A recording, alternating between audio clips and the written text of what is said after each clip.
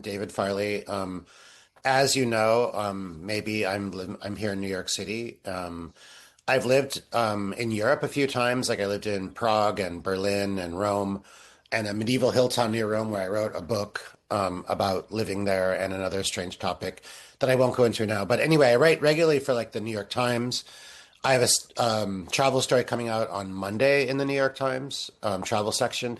I also write for the Wall Street Journal, Washington Post, The Guardian, BBC Travel, and so on, and lots of the magazines that you see at the airport. I guess that those are the only magazine stands now, right? I live in New York City where there are like newsstands on every block selling magazines, and now basically you have to go to the airport to see what magazines are out. It's kind of funny. Um, anyway, so this is like a little preview of the class I teach on narrative travel writing, and the topic is like how to take like a normal travel experience and kind of view it as the way a travel writer would. Like what if you were a travel writer, what you would do in your experience, like from taking it from like just a normal travel adventure to a travel adventure that you can get published. So the first thing that I like to talk about is like some myths of being a travel writer. And the first myth is, I'm sorry to let you down, but is that you make a lot of money. I mean, I love my life because I make a living solely as a food and travel journalist. But I'll never get rich doing this unless, of course, I write a book that becomes a bestseller, that becomes a movie or something where Tom Hanks is like the main actor in it or something like that. Otherwise, still living a great life, traveling all the time, eating at great restaurants. Usually someone else is paying for it, so I can go there and write about it. So I'm not complaining. It's a really nice trade-off to have. But if you're doing this for the money, then you're in the wrong business. I would suggest you get into cryptocurrency or something like that, if you want to make a lot of money. Um, and the other one is that you get a lot of free trips. It's like a beginner's myth of travel writing. When I first started out, I didn't even know that there are these things called press trips. I'm not sure if any of you are familiar with that, where a country tourist board or like a corporation in the travel industry, like a hotel company, might invite you on a free all expense paid trip, usually with a group of other travel journalists, and they shepherd you somewhere in the world, and they have an itinerary for you, and they make everything very, very comfortable, and they put you up in nice hotels, and they take you out to nice restaurants. It's very cool experience in some ways. Um, and so once you start getting published, you'll get more of these offers coming in. But in the beginning, it's not going to happen. So I don't take these press trips anymore. I used to sometimes, but I find it hard to write a good in-depth travel article on a press trip because you're usually with a group of people, and they have, like I said, have this itinerary for you, and everything that they've chosen for you to do on this like 4 or 5 day itinerary might not be related to what you want to write about. And so sometimes you can deviate from the itinerary and go off on your own, but sometimes the person organizing the trip doesn't want you to do that. So it kind of like straps you into this one itinerary and you can't get out of it. So I just don't take them usually very often. So um the third, and we're going to have some time for Q&A after this, so if you want me to go into more detail about any of these things I'm talking about, there'll be time after I finish. The third myth is that travel writing trips are vacations. And I also, when I was first starting out, thought that that was true, that like, oh, let's just have another drink in this bar because anything that happens to me on this trip could conceivably be part of my article. So let's like keep drinking. Um, well, it turns out you can't just keep drinking all the way through your trip unless you're really like on vacation. Um, that you really like you really have to like work hard to get, because you got on an airplane or a train or a bus to get to this destination, and when you get back on the train or the plane or the bus to go home, it would be really expensive to go back if you realize you didn't have enough material for your story. So there's this pressure to make sure you get all the material that you can to write a great possible story. So I think that the best travel stories are the most reported stories. And by reported, I mean, going around and interviewing people, talking to people, doing historical research or academic research, whatever you can that's related to the story that you're writing about. So that, like I said, when you sit down to write the article, you have an abundance of information. Sometimes I've had too much information, which is like a wonderful problem to have. You're like, God, what am I going to do? And you end up writing a story that's way too long and it gets cut, and then you're upset that certain people got cut out of the story. But like I said, it's a very good problem to have when you just have too much information. So it's a lot of work, but it's very rewarding, you know. Sometimes I've done interviews and people have asked me, like, doesn't like travel as part of your job, doesn't it kind of ruin travel for you? But you know, to me, it makes travel even better because you know, our job as travel journalists is we have to go one step beyond the realm of the average tourist. And so that means we're like in kitchens talking to chefs, we're, you know, in back offices talking to people, we're in someone's car that we didn't know yesterday, they're driving us somewhere.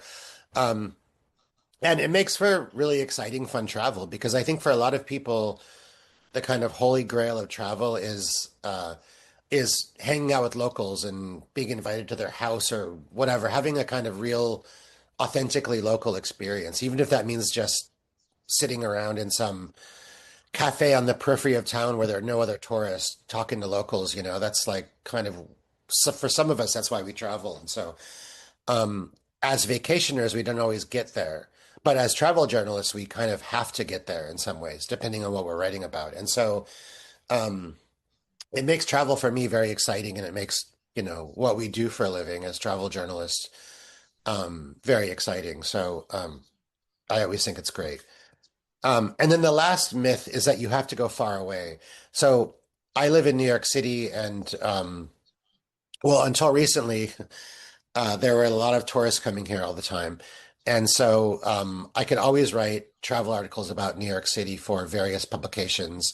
So like I've written for like, you know, I've written about New York for British publications, for other European publications, for publications in other parts of the United States, all just about New York City because people were coming here and, you know, there was always a need to publish travel stories about this. Um, so wherever you live, there's hopefully going to be tourists coming there, or there is some, or somewhere near you. So you really don't have to go too far. If you don't have the means to travel somewhere far, um, you know, just write about your home and as if it was a travel story. So if we're gonna write a travel article, if we're gonna take some experience we've had or we're gonna have and turn it into a travel article, there's a couple things that are really important that we need to do. So now we're gonna like build the the foundations of a travel article. And the first thing that you need, of course, is a subject. So what's the subject of your article? Like, is you, in terms of travel writing, it's usually a place, right? So I always recommend, especially when you're first starting out, to go to a place to write about that you really feel passionate about, that you love, that you just can't get enough of, that you just want to spend your free time, like, you know, studying that place and learning everything that you can about it, you know, something that you already kind of know about, even, you know, that you can build your knowledge on. And so whatever that is, so it's usually like a city or a place or a town or a region or a small country or whatever. Um, then after that, you need something called an angle. And an angle is like your um, perspective of the place. Like if I said, write an article about like Rome, you can't just be like, okay, Rome, it's you know, it's 3,000 years old. It's the once had a huge empire belonged to it. Like you're just spitting out facts about Rome, but you need like a perspective on Rome, right? Um so like an angle on Rome might be like let's say, you know, Rome's famous for many things, but let's say the food. Let's say you did like non-Italian food in Rome. You know, there's like an Ethiopian population there, so you could go, oh, what about like the Ethiopian dining scene in Rome? That's kind of interesting because sometimes an angle, a good angle sort of takes a perspective on a place that's unexpected. So you expect, um, our food article on Rome to be focusing on like the Roman, traditional Roman dishes, you know, carbonara, amatriciana and stuff. And then instead you're throwing in a surprise hook, about Ethiopian cuisine in Rome and how good it is and blah, blah, blah. You're interviewing like Ethiopian chefs and so on. It doesn't always have to have a surprising element to it, but sometimes it helps, you know. I did an article on the origins of carbonara. So that, there's certain like types of angles that you can that kind of almost always work, like the origins of a certain dish, especially if it's contested. If people are like, no, it came from here, no, it came from here, no, it came from here, and then you can kind of go down all those avenues and come to some conclusion that based on your research and reporting and interviewing people, what you think is the origins of a certain thing. Um, so here are some examples of bad angles that I have. What I did on my trip to Bali. So I always hear interviews with editors, um, and they always say, like travel editors at magazines, and someone asks them about like how to break into the magazine, and they say, "Oh, I always get these emails from beginners saying, "Hey, I'm going to, Bali or Bangkok or whatever, and can I write an article about what I did?" And the lesson here is that there's not an angle there. So you really got to have an angle. Another one is like another bad angle would be like where to eat in Paris. So again, the best thing to do with an angle is to like narrow it down to something. So you could be like the most historic restaurants in Paris. There's a Chinatown in Paris, so you could go to like, this is similar to the Ethiopian cuisine in Rome. You could go to Chinatown in Paris. That, I don't know, to me that would be kind of intriguing. Um, there's a North African population in Paris, so you could be like the North African cuisine of Paris, or maybe like there's a kind of craft industry um, related to like to one of these like groups, enclaves like North Africans that you could go and dive into and interview some of the artisans and stuff like that. Um, let's see, hiking in a certain place. That's kind of generic, but I've done a number of these type of articles where I go hiking in a certain place or bicycling through it. And the key element here, the only way this works really is if the trail that you're following has an interesting backstory to it. So, for example, in Catalonia, I did an article for the New York Times where I hiked along a trail that used to be a railway, like a railroad, and then they removed the tracks a long time ago, and they turned it into like a hiking and biking trail. And so it has this whole backstory to it about how it used to be a railway and now it's a hiking trail. And I've done similar stories in Ireland, in Bosnia, where they used to be railroads, and then now they became hiking trails. So you can tell the story of when it was a railroad and how it declined and what why they removed it and so on. And it's always like a great it always makes for a great story, actually. So some examples of like good angles that I liked. I'm gonna put some links in the comments here. Let's see.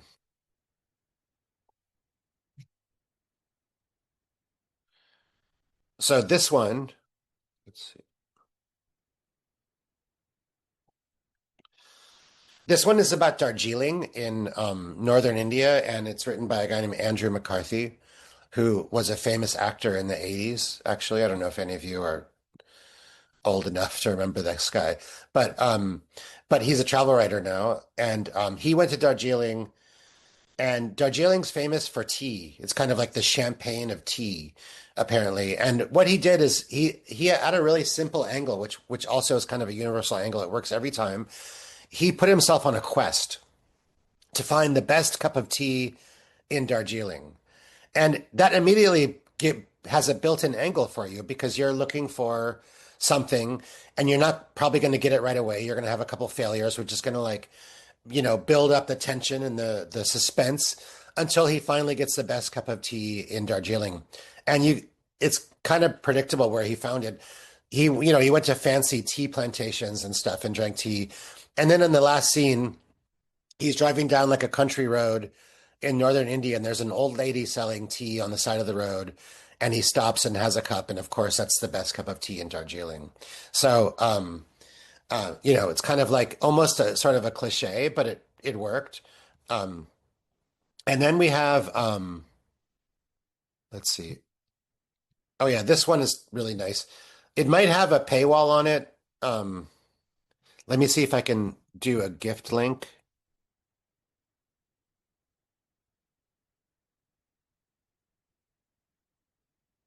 Yeah, this should work.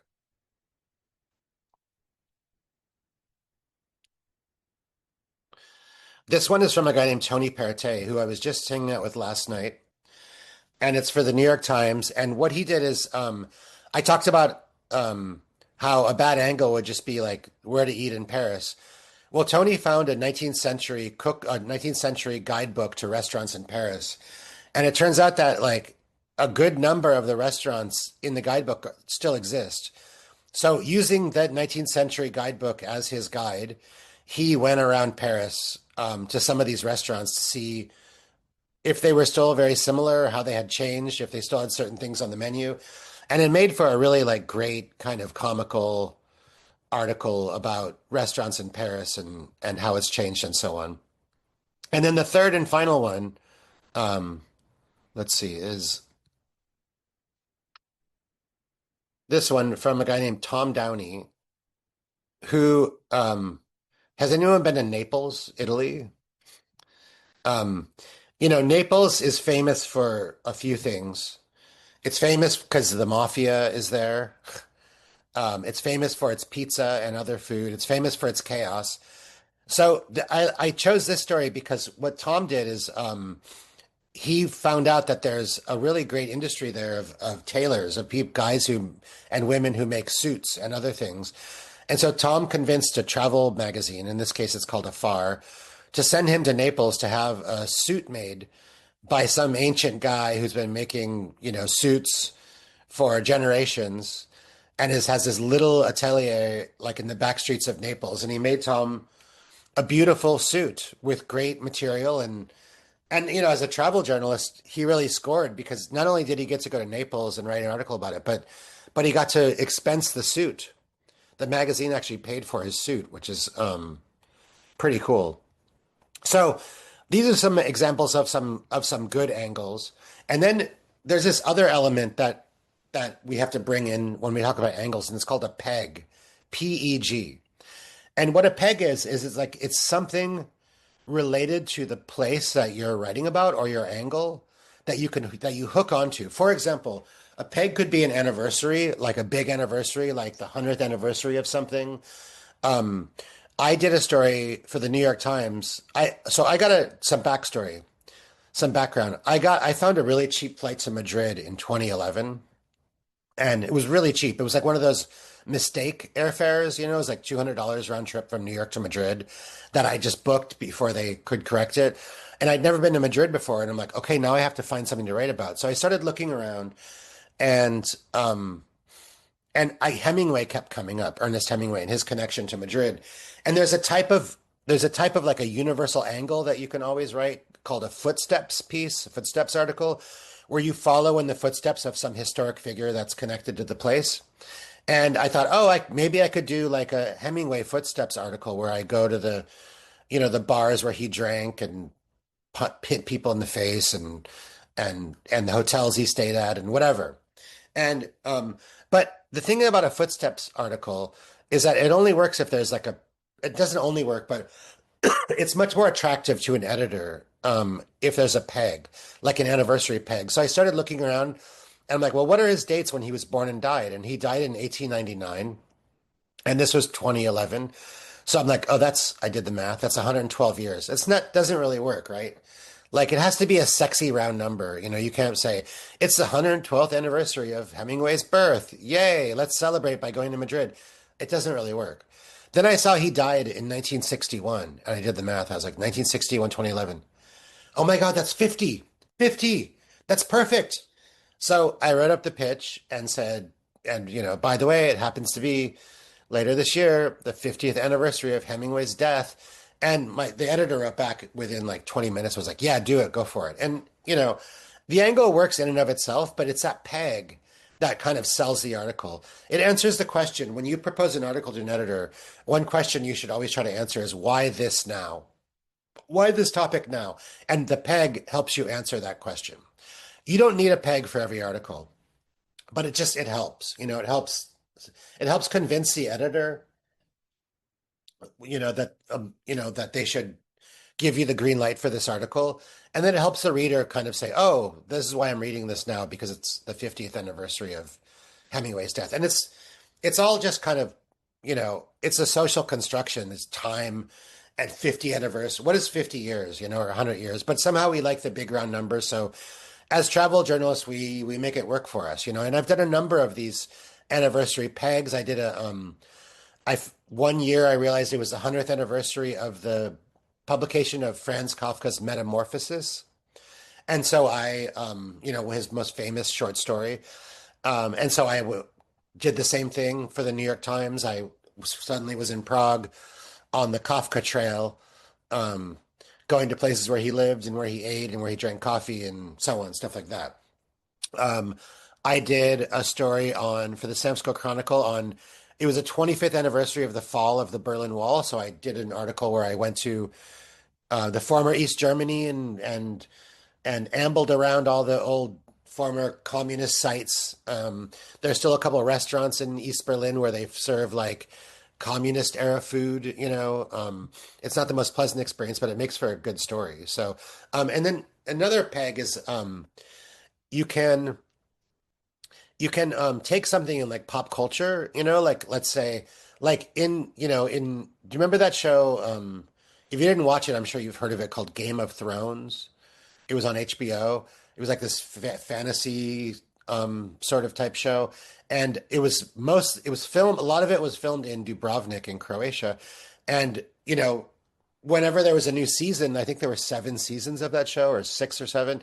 Whenever a new season was starting, you could pitch an article on Dubrovnik. It didn't necessarily have to be a Game of Thrones related article, but you could still pitch an article on Dubrovnik and say, the new season of Game of Thrones is starting in 6 months or whatever, and you could publish the story, as you could peg it to the opening of the new season, and then what you do is, let's say your article is about like cafes or something, you could say, and upon the release of the new season of Game of Thrones, I was in Dubrovnik, drinking its best coffee or whatever the hell the angle is. But you're just kind of using this kind of pop culture angle as something.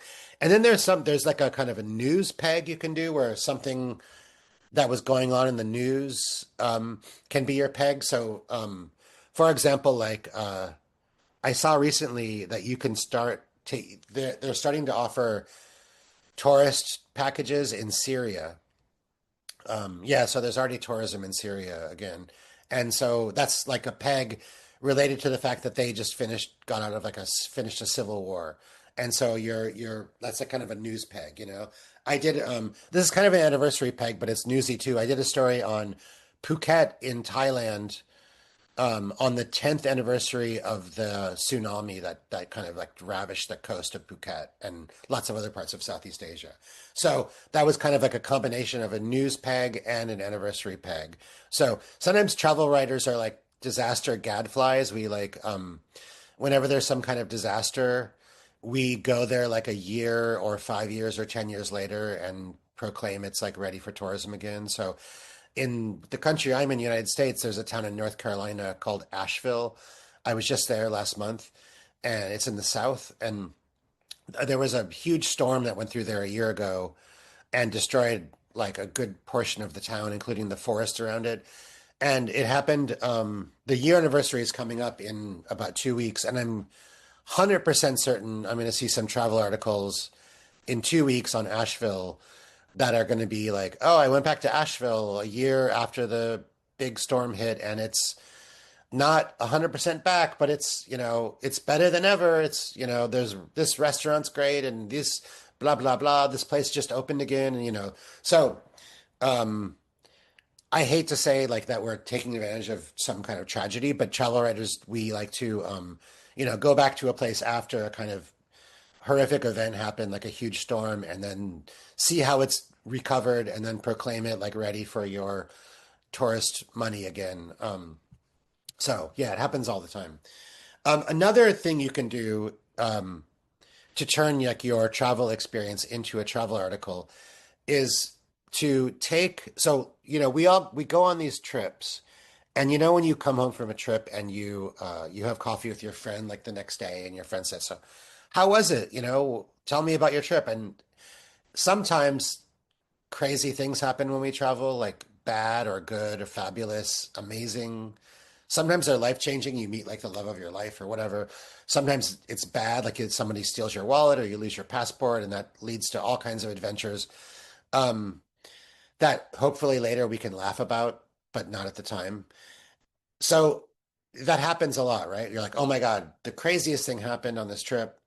What I do when that happens to me is I do this kind of anecdotal travel story where I start writing about the experience, whether it was bad or good.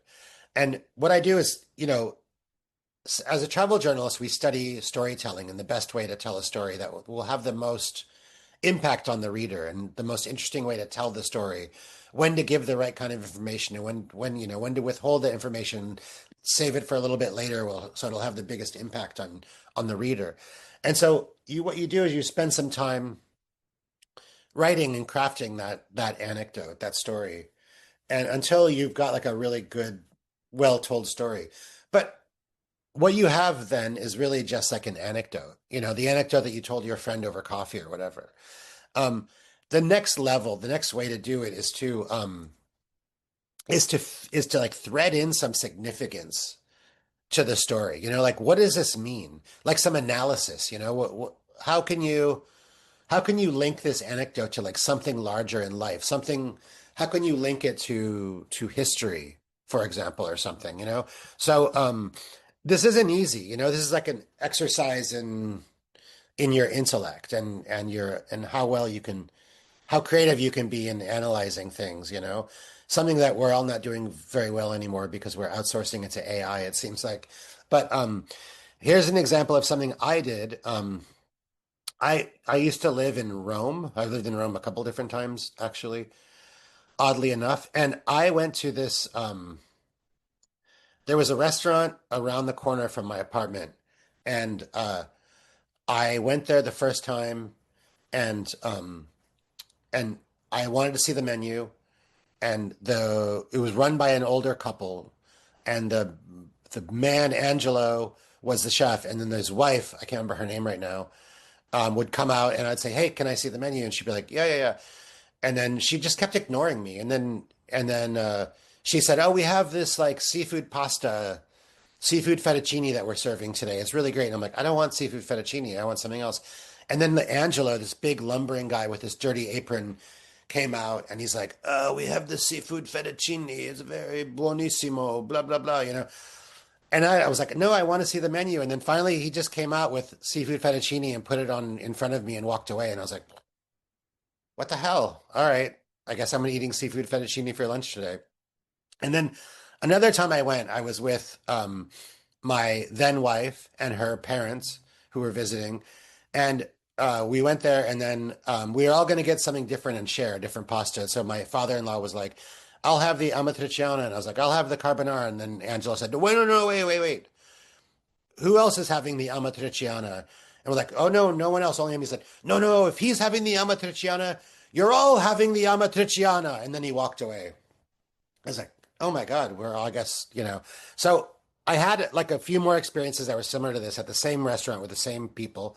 And I started writing down the experiences, and they were kind of humorous and interesting.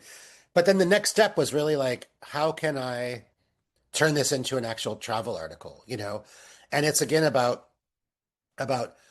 adding in some kind of significance or meaning or analysis to your experience, So I start reading about the history of Italian food, and then that kind of hit me. I was like, oh, this is interesting. It was like, you know, Italian food, the nickname of it is called cucina povera, the poor cuisine. Unlike French cuisine, which was born in the courts where there was lots of money and they could experiment with ingredients from all over the world and so on. Italian cuisine's the opposite of that. It was like kind of born in the home. And oh yeah, Lydia was the woman's name. Lydia and Angelo, their restaurant was kind of like their living room. So when I was at their restaurant, it was like I was in their home. And when you go to someone's home, there's usually not a menu. When someone invites you into their home for dinner, they just tell you, "Here's what I'm making tonight." And you're like, you accept it. You're like, okay. So what I did was kind of towards the end, I talked about the history of Italian cuisine briefly in like a paragraph, and then linked that to their restaurant being like their home and their living room, and that you usually don't get a choice when you go to someone's house. And that kind of tied in this larger context of the history of Italian cuisine with my experiences eating at the restaurant in Rome called Al Cardello. So I thought that that worked really nicely in that way. And then there's another one I have um, that a friend also wrote. A guy named Jim Benning wrote this for the Washington Post. I'll put this in the chat. And what he did is he was in Shanghai, staying at a hotel, and I've never been to China, or and yeah, so and of course not Shanghai if I've never been to China. So I didn't know that this was a thing. I guess sometimes you get random phone calls at your hotel from prostitutes asking if you want to use their services. And so Jim got a phone call in his hotel room from some woman, and she was only speaking Chinese. And he did something very funny. He had an English Chinese phrase book. This is back in the days before Google Translate, and he just started saying random phrases from the book, like "Did you eat lunch today?" What is your favorite kind of soap or whatever. But in the context of this woman trying to persuade him to use her prostitute services, asking any question like, do you like dessert? Had a kind of different context to it. So he kind of found a way to take this experience and turn it into like a real travel story and make it kind of like a humorous, fun read. So, I think that's great. So, it shows that you can really you can have any kind of amazing experience, even if it's a bad experience at first, or like a funny experience, and you can turn it into like a really great story just by telling the story in the most impactful way, which might not come at first, it might not be in your first draft, and then just sitting down and thinking about what's the larger context of this story? How can I turn this into something that the reader can take away and find some kind of significance or meaning in that, And that's totally up to you, like a memoirist, a famous memoirist said, it's all in the act of your creativity. You get when you're writing about these experiences, you get no credit for living. Your credit comes in the creativity that you have and what you make of the experience yourself. So that's where we have to be a little bit creative and think okay, how can I take this cool story and turn it into something that the reader can take away from, and what does this mean about my life, about the world, about the place? Did it change my perception of the place somehow? What did I learn from this, and what then will the reader learn from it? So, um, all right. Any questions, comments, rude gestures, whatever you want? There must be something.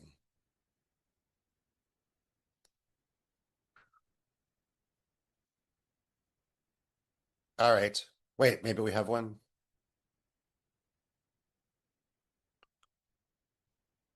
Oh, have I ever written a story in Italian? No. I lived in Italy for about 2 years, and I was actively learning Italian.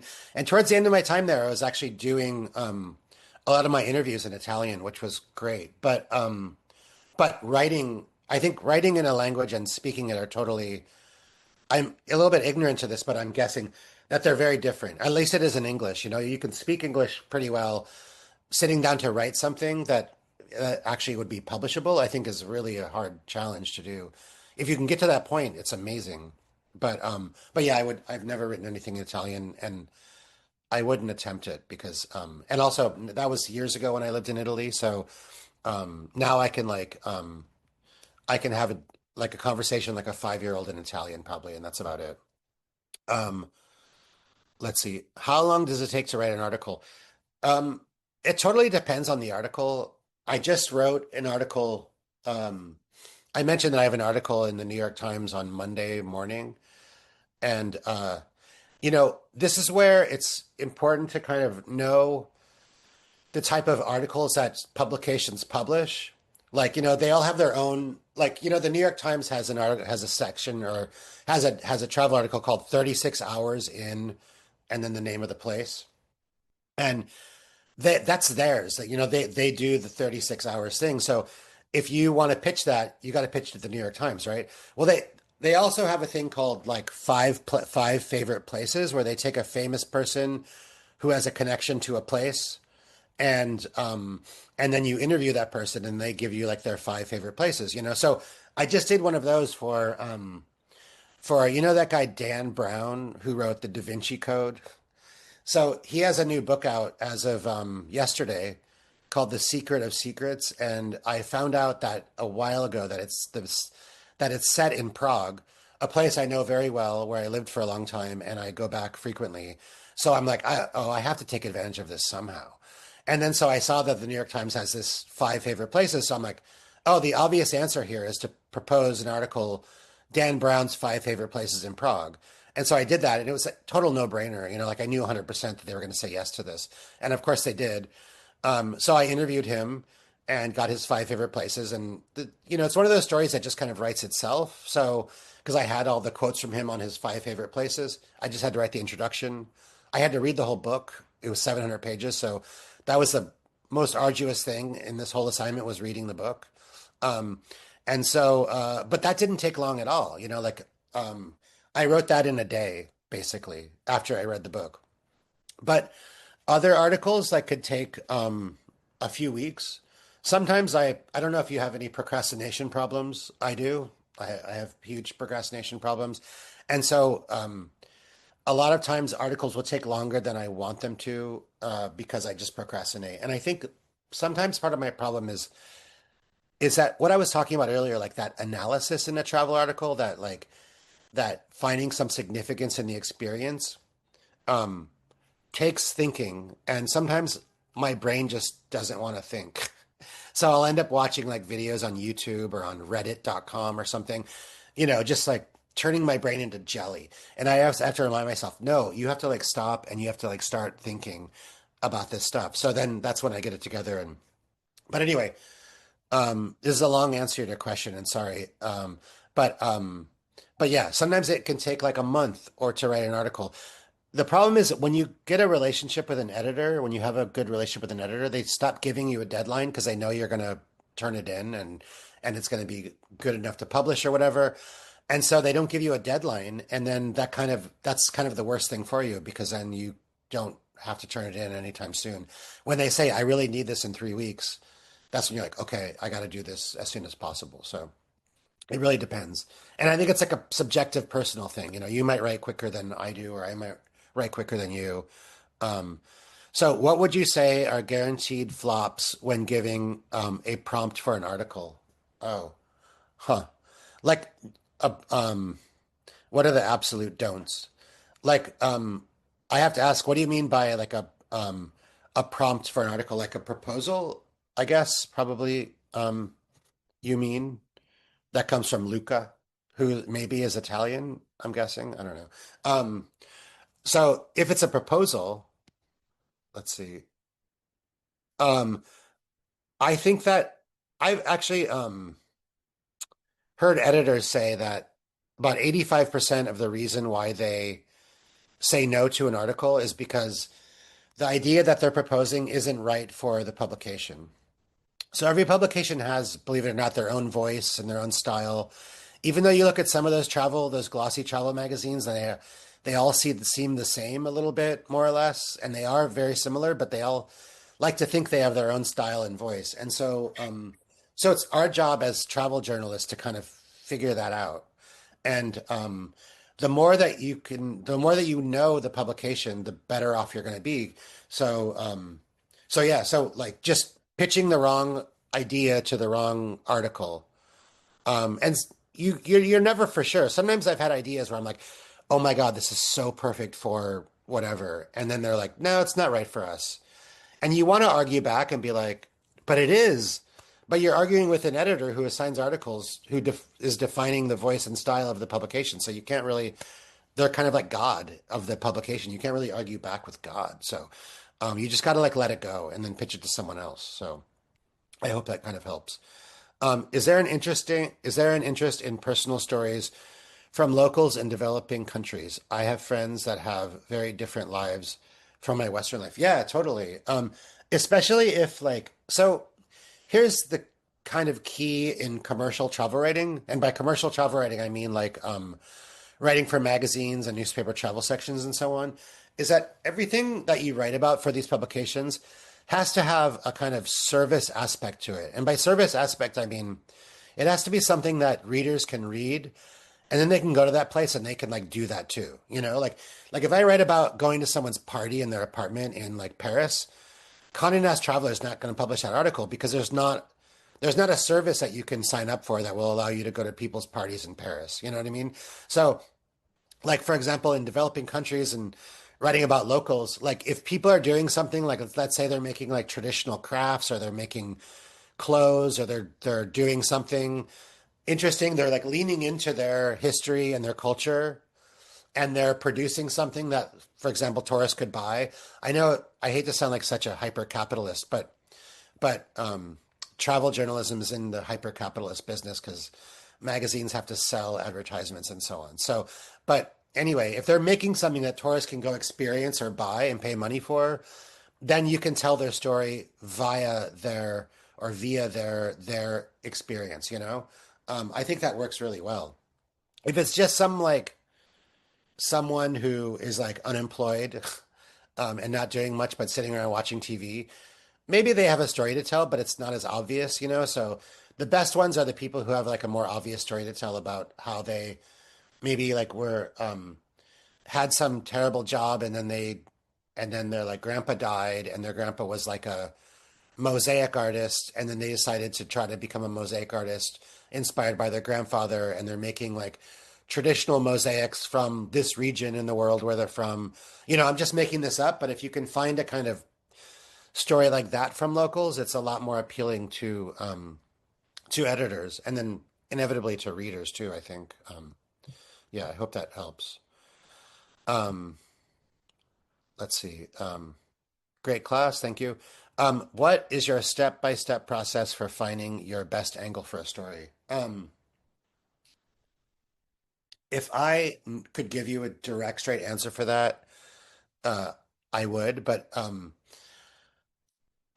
it's there unfortunately there isn't a formula to finding a good angle for a story. You know, they come at you every day all the time. And sometimes they fall right into your lap. And for me, sometimes I'm like a meditator and really into being like mindful and and being aware of my thoughts. And even that a story can fall into my lap sometimes and then I won't recognize it as a good story angle until I'm at a bar later that night telling a friend about something and they're like, oh my God, that's a great story idea. And I'm like, oh, you're right. Can't believe I didn't realize it. But I have other friends who like do this as a job too, and they're always like, oh yeah, I got 3 assignments yesterday because I came up with all these story ideas. You know, um, I think one of the ways is to always have your antenna up and everything that comes at you, everything you read online in the newspaper, wherever, is to filter it through. Is there a story idea here? Is there something here? You know, there. I mean, if you're good at coming up with angles, you're going to be a very successful travel journalist or just a journalist in general because that's the source of all of your stories and your eventually your income of how much money you're going to make at this is coming up with good, unique angles on a story.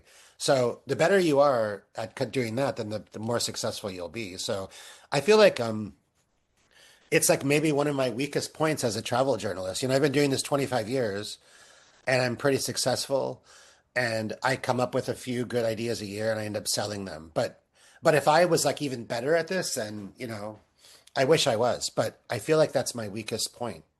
Um, you know, I'm really good at other things, but I'm probably like not probably not that good at, you know, you can't be great at every aspect of what you do. So my weakest point is like coming up with angles. So I don't know.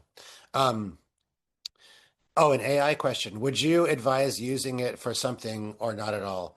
You know, I'm the worst person to ask that question because I actually haven't really used AI much.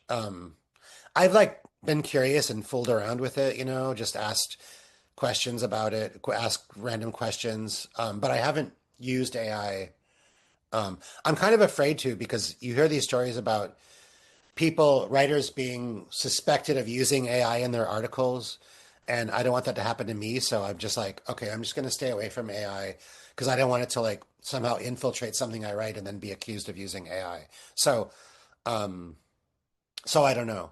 If anyone else can answer that question here, go ahead and fire away because I really don't know much about it, but maybe I should.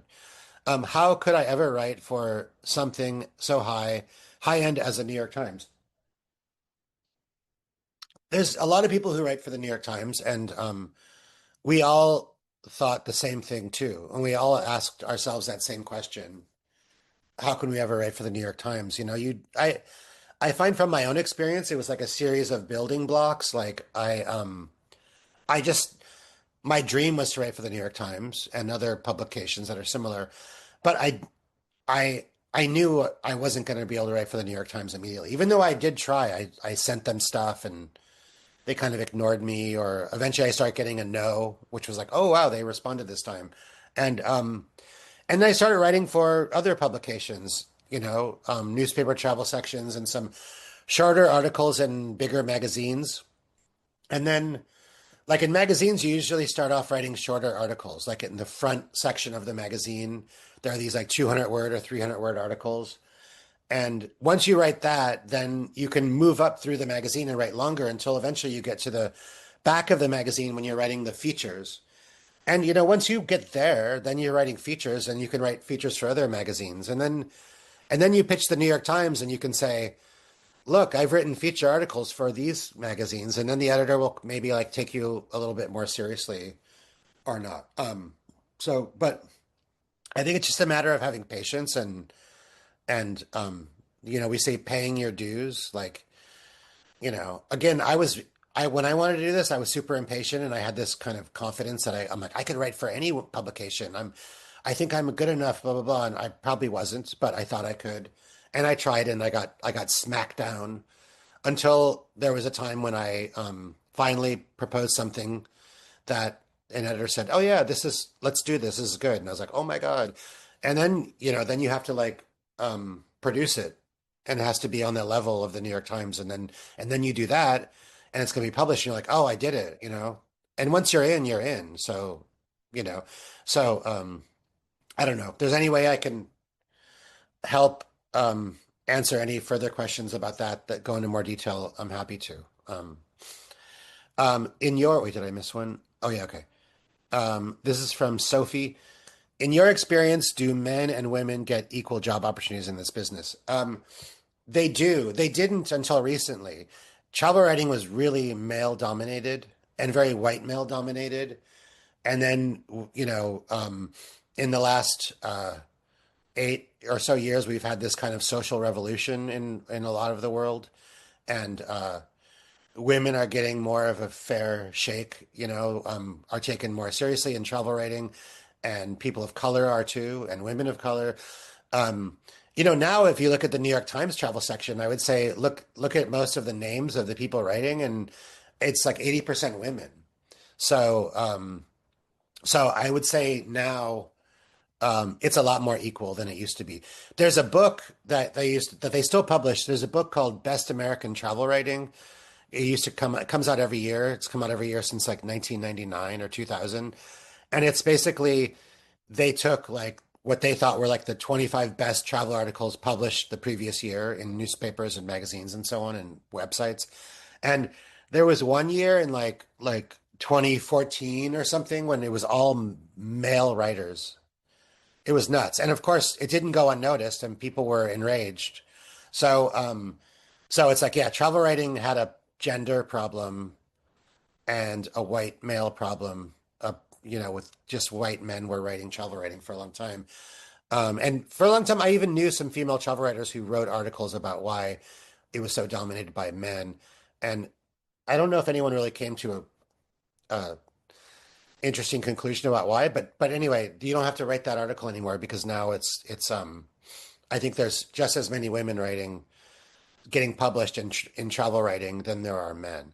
And I do a lot of food writing too, and food writing has always been pretty equal. In fact, there might be more females in food writing and food journalism than there are men in food journalism.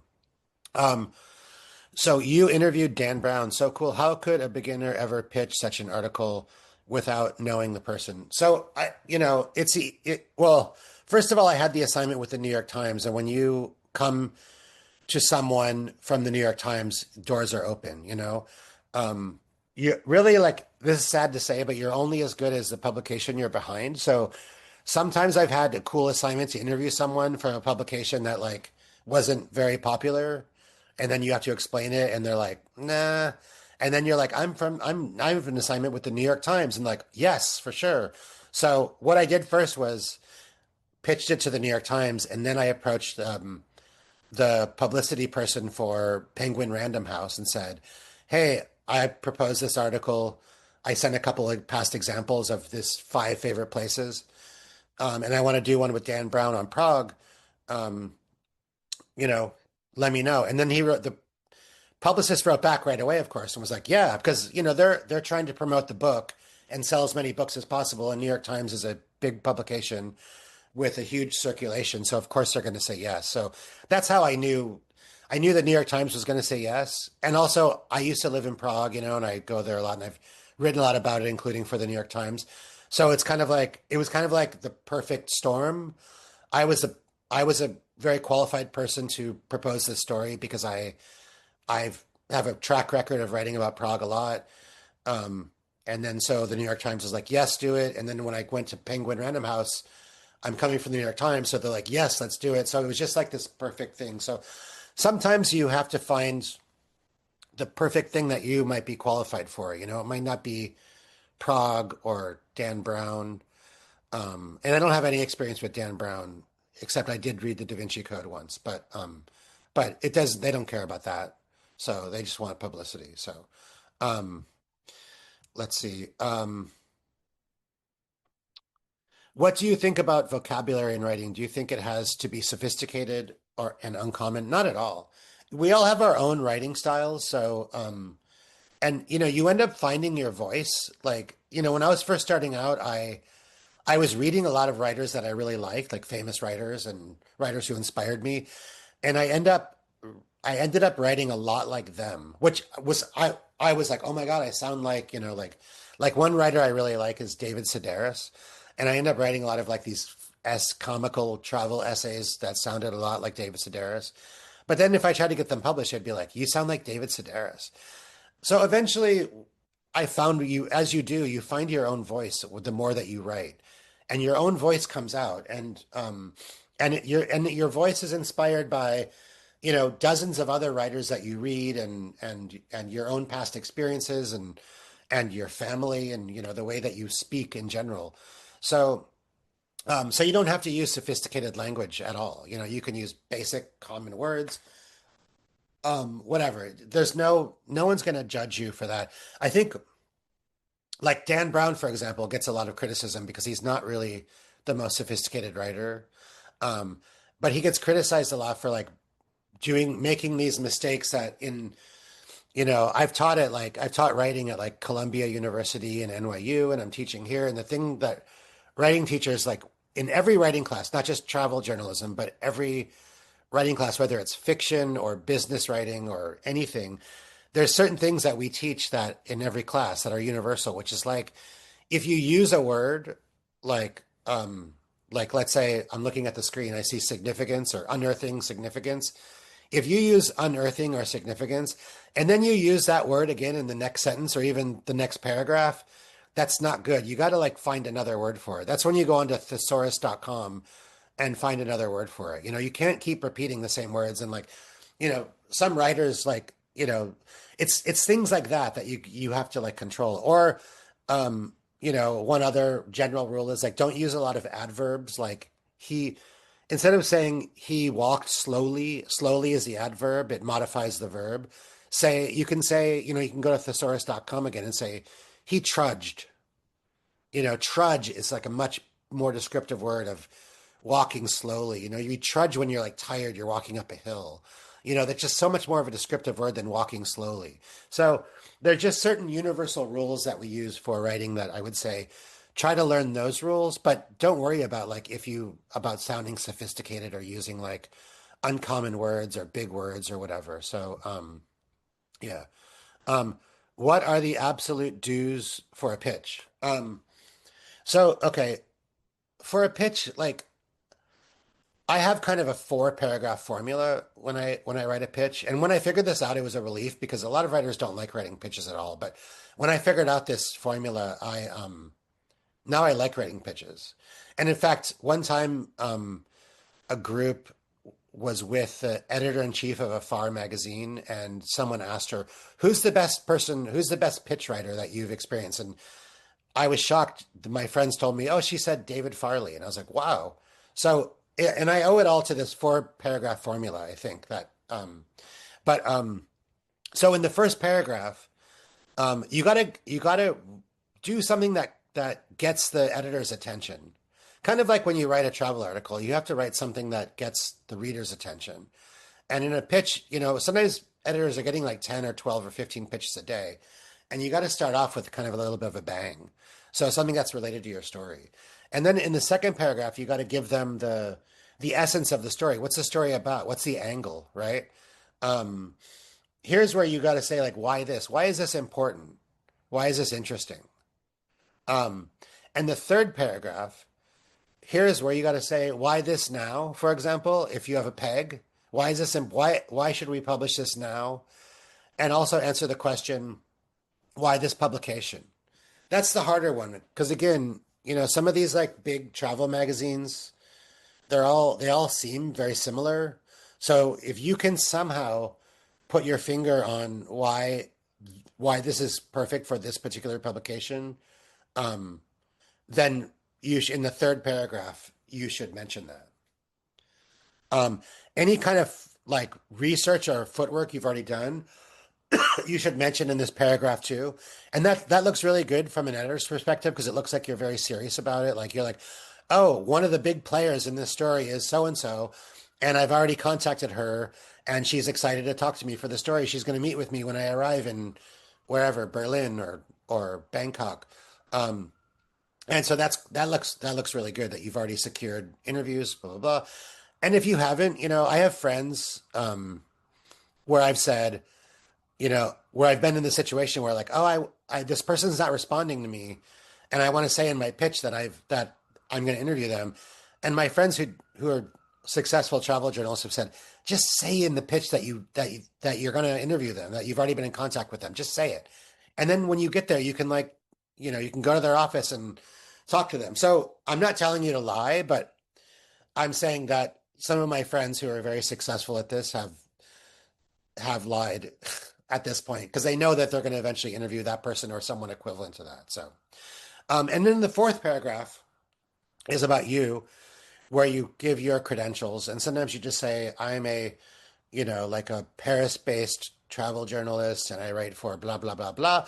But really, what you should be doing in this one is saying, answering the question, "Why me?"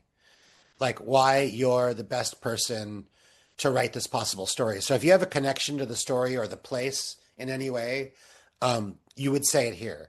And sometimes you don't have a connection to every place in the world, so you can't. So you know you just say a little bit about yourself and whatever, and your writing credentials or whatever. But if you do have a connection to the place, you know, like with the Dan Brown thing, the New York Times knows my credentials with Prague because I've written for them before on Prague. But if I had to say it, I would say I've written about Prague for blah, blah, blah, blah, blah publications. And I lived there for 3 years. And I've been there twice this year already writing articles for blah, blah, blah, blah, blah, you know. And I have a master's degree in Central European history, blah, blah, blah. So, you know, whatever your connection is, you just say it, you know. Yeah. Anyway, I hope that answers that question.